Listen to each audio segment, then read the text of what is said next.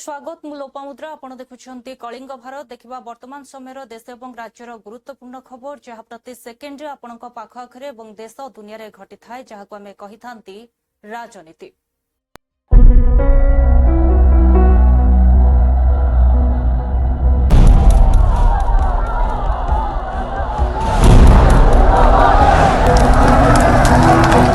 राजनीति जेउठी गोटे ही सत्य जितिबा जेकोसी मूल्य रे। साथियों, नॉर्थ ईस्ट की सबसे बड़ी पीड़ा हमेशा दूरी की रही। दूरी दिलों की, दूरी स्थानों की।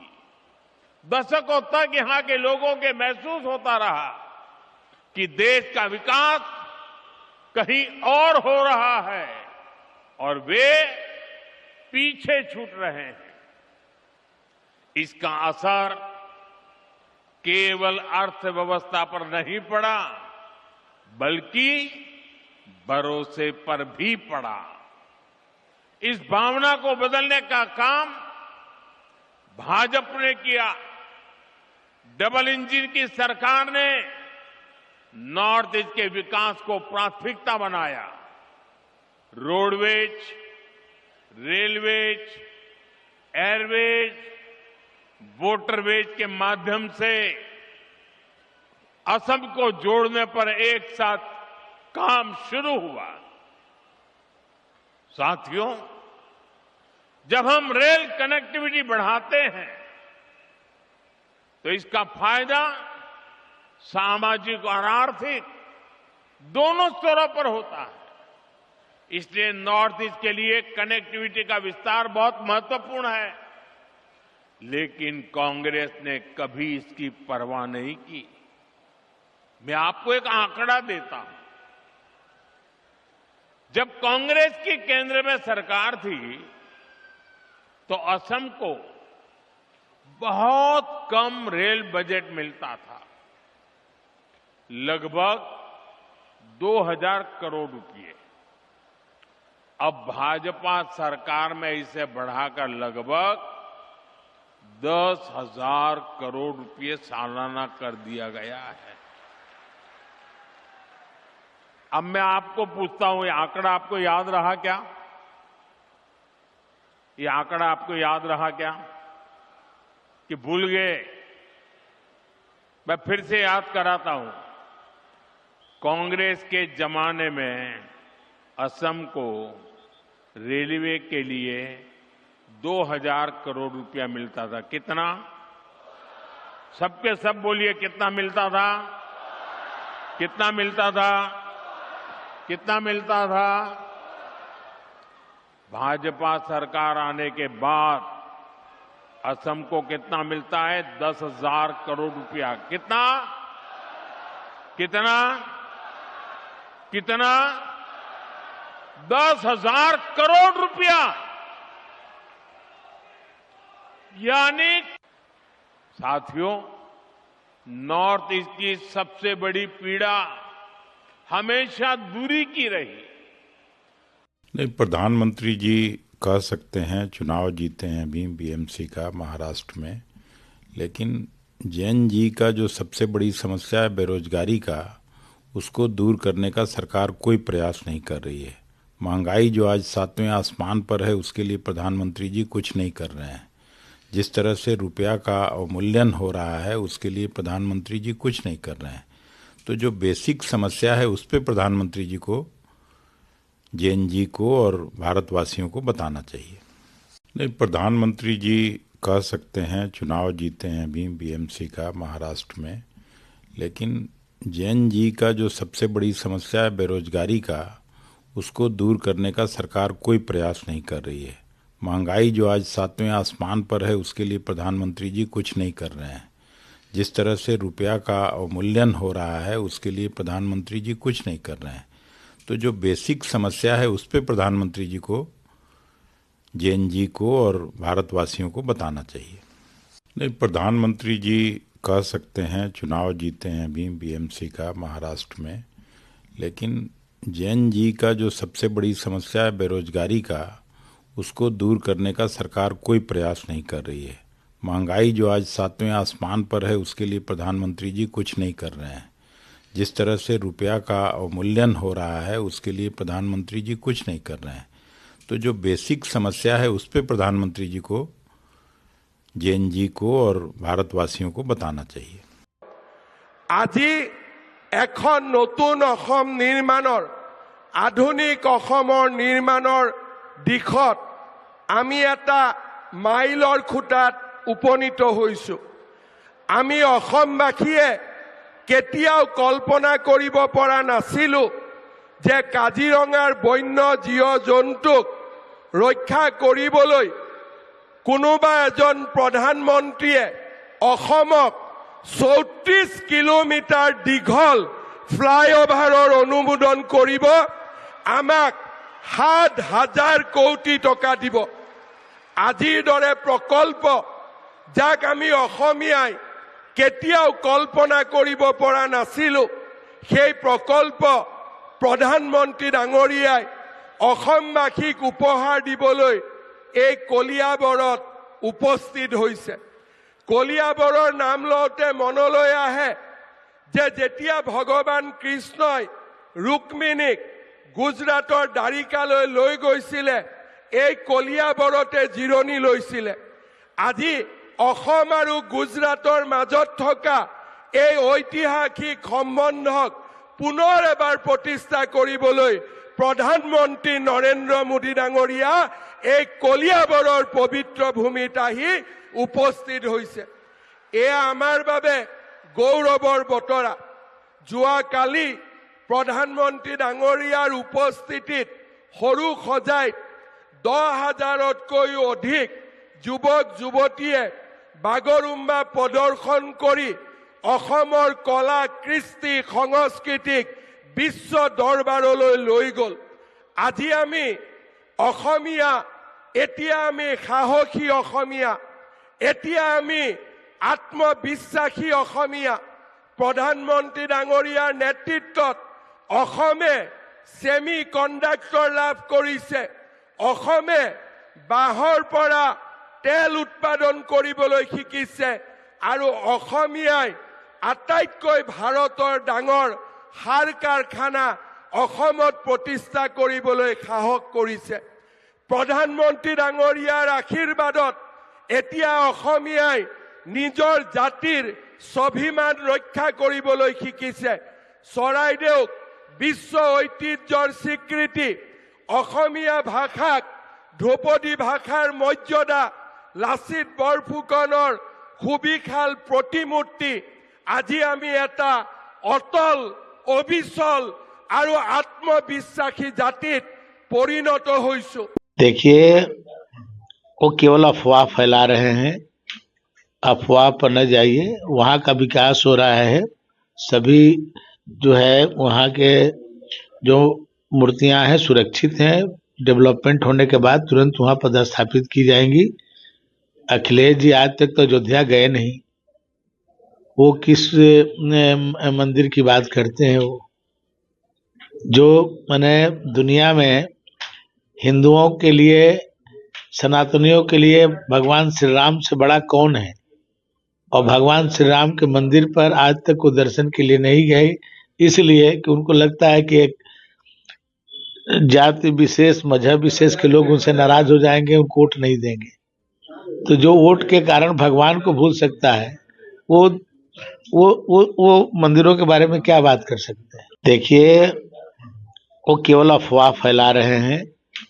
अफवाह पर न जाइए। वहाँ का विकास हो रहा है। सभी जो है वहाँ के जो देखिए, मैं इस बात से सहमत नहीं। अगर सुंदर महिलाएं निकल रही हैं तो फिर सबके रेप हो रहे होते। लेकिन मैं इस बात को मानता हूं कि ये इंटरनेट बहुत बड़ी वजह है। इंटरनेट के ऊपर जो अश्लीलता इस पर छाई हुई है, जब जवान लड़के उसको देखते हैं तो उनका एक हार्मोन टेस्टोस्टेरोन इतना बढ़ जाता है कि वो फिर अपने को सेक्स परफॉर्म करने से रोक नहीं सकते। इस बीच में अगर कोई महिला या कोई लड़की उनके आसपास फंस जाती है तो उसका रेप हो जाता है। दूसरी वजह उसकी ये शराब है। शराब पी के आदमी बीवी और बेटी में फर्क नहीं करता। कितने एग्जाम्पल्स हमारे और आपके सामने हैं।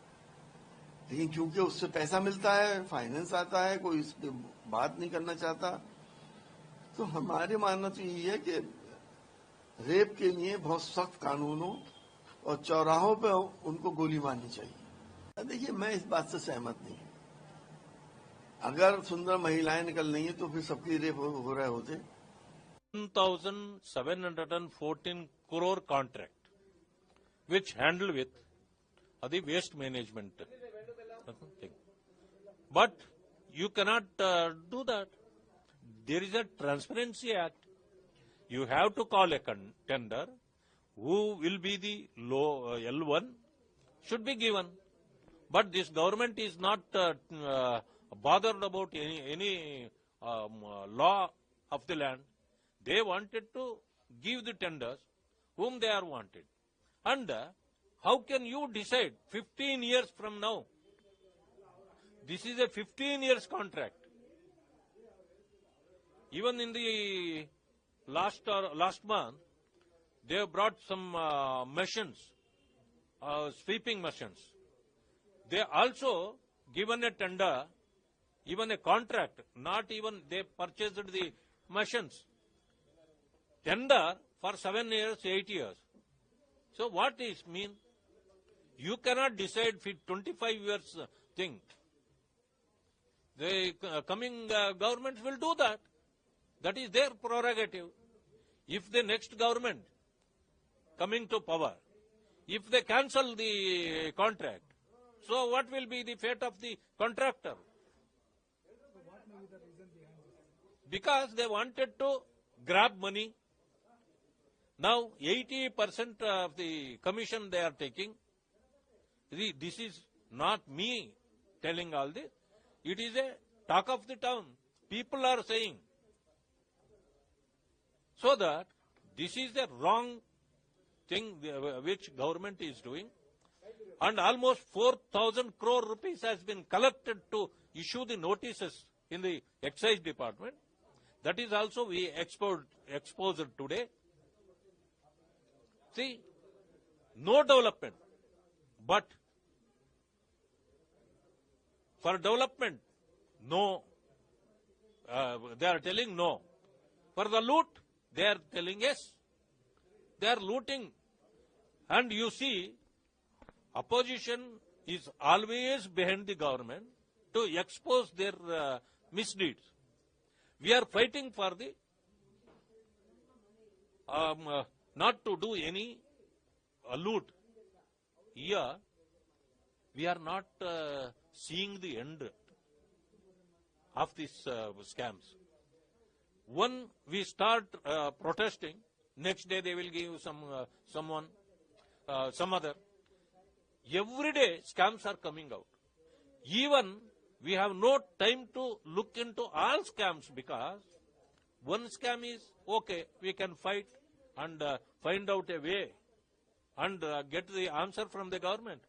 But they are not doing like that. Every day they are giving. But we are not even able to protest for everything. We also want to breathing time, no? They are not giving any breathing time to opposition. Today you released on the audio, sir. What is in the audio? That is what the officers discussing each other. See, ministers, we have to give so much. Officer, we have to give so much. See, chief minister, we have to give so much. This is bribe. Then only licenses will be given. Otherwise, even officer is telling that if we move a file to minister or chief minister's office, they will send it back if payment is not given. See, that is what the audio has been released. What is the demand on that? That is why immediately the excise minister should be sacked. For the license, they started newly license for the online. So every shop they are collecting more than 2 crores. One shop owner applied for the shop that demanded for 2 crores. He given 25 lakhs advance. Lokayukta SP arrested the commissioner, DC, administrative officer and the police. They arrested. Means Karnataka government, the Abkari minister is collecting the money. I think more than 3,000 to 4,000 crores of money they are collecting for sending the High Command, Congress High Command, Rahul Gandhi, Sonia Gandhi, for Bihar election, Maharashtra election, then next Madras, Tamil Nadu election. They are spending the money. This is red-handed. Red-handed, they caught it yesterday in the Lokayukta police. Means Karnataka government, 60% commission government. They are collecting the money. Yesterday, CM review meeting in police department, he only accepted about the police involved in all the cases, corruption, everything. He only accepted. Means this government is a corrupt government. So that's why we demanding for the resignation of the minister, excise minister. Otherwise, it will go to CM. Money. Sir, Assam में और अन्य जगह पर जहाँ प्रधानमंत्री जा रहे हैं वहाँ बीएमसी इलेक्शन का खास करके जिक्र कर रहे हैं उसका रिजल्ट का। देखिए, मुंबई महानगर पालिका का अगर आप बजट देखें तो हिंदुस्तान के लगभग 6 या 7 राज्यों से बड़ा बजट है। मुंबई शहर अपने आप में एक ग्लोबल सिटी है, महाराष्ट्र की राजधानी है, लेकिन साथ साथ एक पूरी दुनिया के लोग यहां पर काम धंधे के लिए आते हैं। जो फाइनेंशियल सर्विसेज हैं, जो फिनटेक जिसको हम कह रहे हैं, उसका भी एक तरह से धीरे धीरे एक बहुत बड़ा केंद्र बनता जा रहा है। तो ऐसे मुंबई शहर पर पिछले 25-30 वर्षों से उबाठा वालों का कब्जा था और उन्होंने पूरे मुंबई शहर की जो एक व्यवस्था है उसको नष्ट कर दी। यहाँ पर इंफ्रास्ट्रक्चर नाम की कोई व्यवस्था नहीं थी, लोगों को पानी नहीं मिल रहा था, साफ सफाई नहीं हो रहा था। झोपड़पट्टियों ने जिस तरीके से पूरे शहर में माहौल खराब कर रखा है, उसकी वजह से मुंबई का नाम खराब हो रहा था। तो मुंबई को कैसे खूबसूरत बनाया जाए, मुंबई को कैसे विकसित किया जाए, यह एक अरसे से प्रधानमंत्री नरेंद्र मोदी जी के दिमाग में था। और आज बहुत खुशी की बात है कि ट्रिपल इंजन की सरकार मुंबई में स्थापित होने जा रही है। शिवसेना और बीजेपी के ज्वाइंटली के संयुक्त रूप से हमारा अपना महापौर स्थापित होने जा रहा है। और ऐसे मुंबई जो सपनों की नगरी है, उसके ऊपर महायुति का जब महापौर होगा तो पूरे मुंबई में एक जबरदस्त तरीके का विकास होगा और पूरी दुनिया को मुंबई का बदला हुआ चेहरा मुहरा दिखेगा। तो ऐसे में प्रधानमंत्री जी जब बंगाल और असम के चुनाव में जा रहे हैं तो जाहिर सी बात है मुंबईकरों ने जो उनके अंदर आस्था दिखाई है, उनकी पूरे विचारों के प्रति जो एक सम्मान प्रकट किया है, उनका विकास को लेकर के जो कार्यक्रम चलता है, उस कार्यक्रम को जो उन्होंने अपनी सहमति प्रदान की है, उससे वो खुश हैं। और उन चुनावों में, उन राज्यों के चुनाव में मुंबई के चुनाव की, महानगर पालिका के चुनाव की जीत का जिक्र कर रहे हैं। तो महानगर पालिका का जो चुनावी रिजल्ट सर, आसाम में और अन्य जगह पर जहाँ प्रधानमंत्री जा रहे हैं वहाँ बीएमसी इलेक्शन का खास करके जिक्र कर रहे हैं उसका रिजल्ट। कौन सा पॉलिटिक्स? बात ऐसी है, महाराष्ट्र में सरकार फडणवीस और शिंदे जी की है, राइट। लॉ एंड ऑर्डर का सवाल है ये। अगर राज्य के मुख्यमंत्री देवेंद्र फडणवीस है, बीजेपी का शासन है, उसमें शिंदे भी है, और जो नगर सेवक कॉर्पोरेटर चुनकर आए हैं अभी उनके अलायंस के, उनको कोई किडनैप करेगा, उनको तोड़ेगा फोड़ेगा, इसलिए एक ताज होटल में उनको बंदी बना कर रखा है। वो ताज होटल का एरोडा जेल या ऑर्थोरोड जेल बना दिया है एकनाथ शिंदे ने। ये बहुत ही नाइंसाफी है। जो 29 या 25 लोग जो वहां बंद करके रखे हैं उनको तुरंत वहां से छोड़ना चाहिए, मुक्त करना चाहिए। ये उनके अधिकारों पर हमला है। मुख्यमंत्री ने आदेश देना चाहिए पुलिस आयुक्त को कि वो जो कैद खाना बना है ताज होटल में, वो जाकर वो ताला तोड़ दो और जो डर के मारे जो 29 लोग वहां बंद करके रखे हैं उनको छोड़ दो। तो ताला में बीजेपी साथ में नहीं जा रही है, मुझे मालूम नहीं, बीजेपी बोलती है लेकिन जाएगी। सर, आप 5 में जाने वाले नहीं, हमको वहाँ कुछ दोस्तों को जाना है, लेकिन हम जाएंगे और वहां गड़बड़ हो जाएगी, फिर भी हम जाएंगे। लोग संपर्क में है आज? संपर्क में तो ऐसे बहुत से लोग हैं। कौन चाहता है यहाँ बीजेपी का मेयर बने? एकनाथ शिंदे भी तो नहीं चाहते ना। सर, शताब्दी का आंकड़ा सामने आ रहा है, 65, 29 और 6 ऐसे 100 आंकड़े दिखाई दे रहे हैं। आने वाले वक्त में आप महायुति के साथ जाओगे क्या? कौन सा पॉलिटिक्स? बात ऐसी है, महाराष्ट्र में सरकार फडणवीस और शिंदे जी की है, राइट? लॉ एंड ऑर्डर का सवाल है। बीएमसी इलेक्शन में शानदार जीत हुई है एनडीए। देखिए, सबसे बड़ी बात है कि देश का विकास हो रहा है और हर जनता, महाराष्ट्र की जनता, एक एक जनता को पता है कि माननीय नरेंद्र मोदी वहाँ पे जो यूटी की सरकार है हमारी, देवेंद्र फडणवीस के ये में सभी लोग मिलके काम कर रहे हैं और उस काम का जो परिणाम हुआ है सो आज यूथ देख रहा है, महिलाएं देख रही हैं, बच्चे देख रहे हैं, बूढ़े देख रहे हैं कि भारत का विकास हो रहा है, भारत एक मजबूत बन रहा है, विकसित भारत बन रहा है। इसलिए सभी लोगों ने मिलकर दिया है वोट और इससे बीएमसी में जो अपार जीत हुई है, सभी महाराष्ट्र के जनता को हम साधुवाद देते हैं, धन्यवाद देते हैं। उद्धव ठाकरे सवाल उठा रहे हैं, बोल रहे हैं कि गड़बड़ी हुई है वोटर लिस्ट में। देखिए, वो उन लोगों का दूसरा कोई उपाय नहीं है। खिसियाइल बिल्ली खम्मा नोचे, वही हालत उन लोगों का है। अब नहीं चाहती है कोई भी जनता की हमें किसी की सरकार चाहिए, काम करने वाली सरकार चाहिए, जनता को देखने वाली सरकार। आखिरी सवाल रहेगा मैम, फूल सिंह जो कि कांग्रेस के विधायक है, उन्होंने कहा है कि दलित महिलाएं या फिर पिछड़ी जाति की महिलाओं के साथ रेप करिए पुण्य होगा, ये लिखा हुआ है। देखिए, ये कहीं भी कहीं कुछ नहीं है। उनको तो शर्म आनी चाहिए कि अपनी माँ, बेटी, बहनों को इस तरह से महिलाओं को कहते हैं, उनके मुंह में शर्म आनी चाहिए।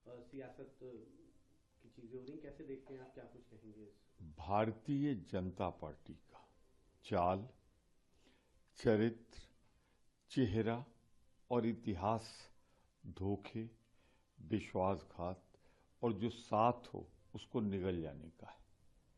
अब यही हो रहा है।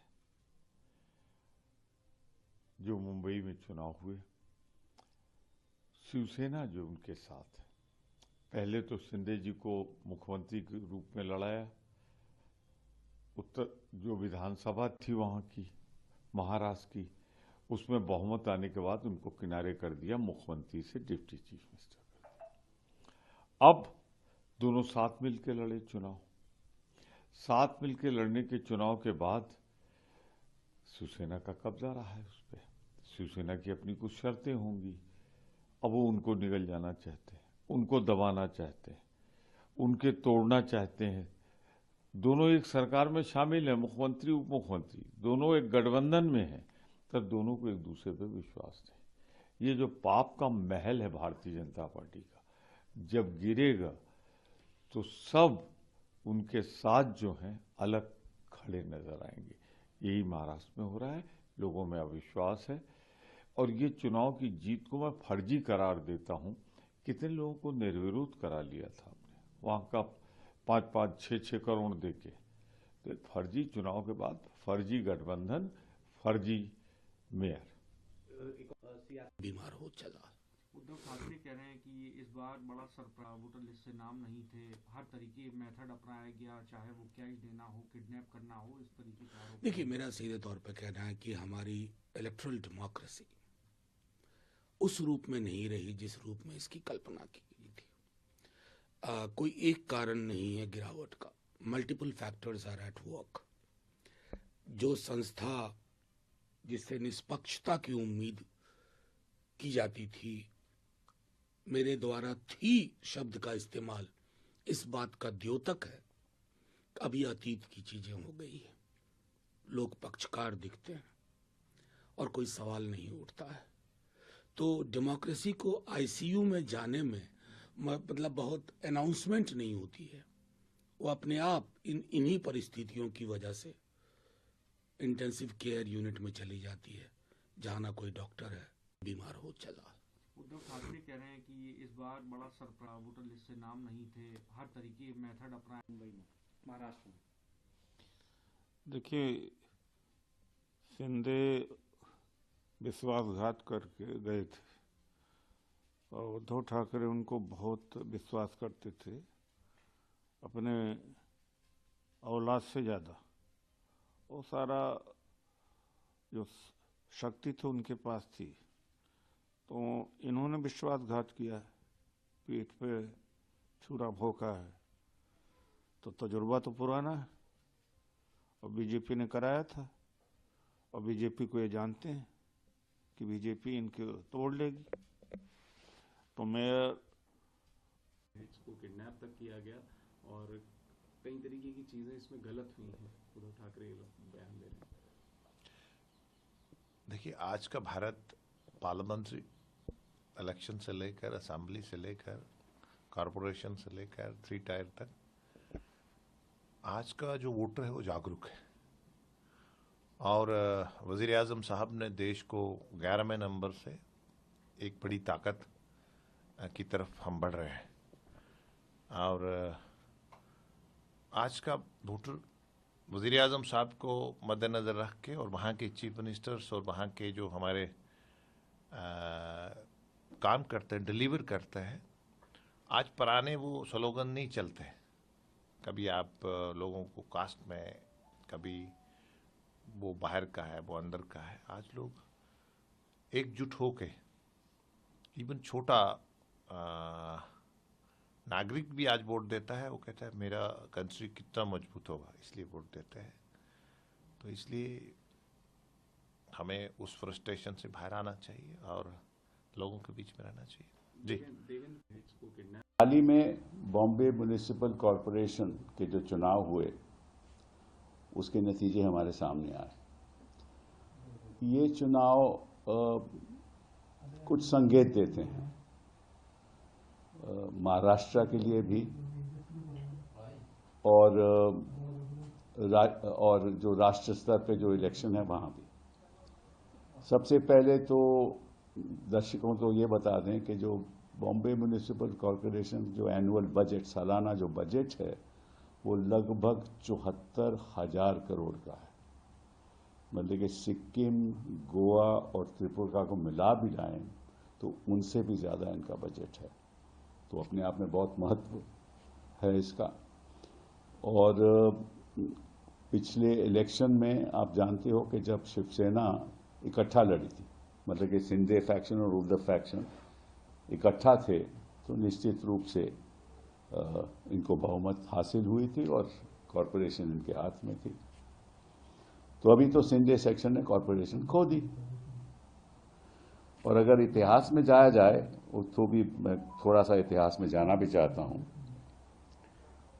2012 के इलेक्शन में, कॉरपोरेशन के इलेक्शन में बीजेपी को केवल 31 सीटें मिली थी।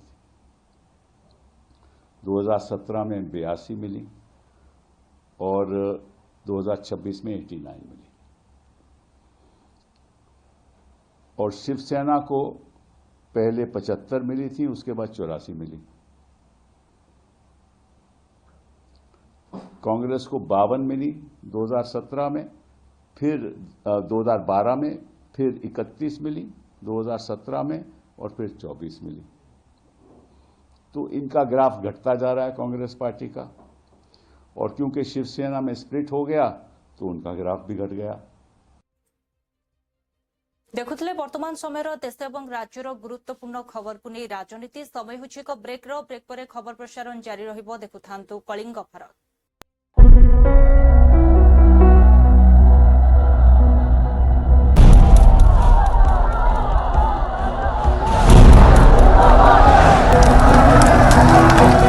राजनीति जेउठी गोटे ही सत्य जितिबा जे कोनोसी मूल्य रे।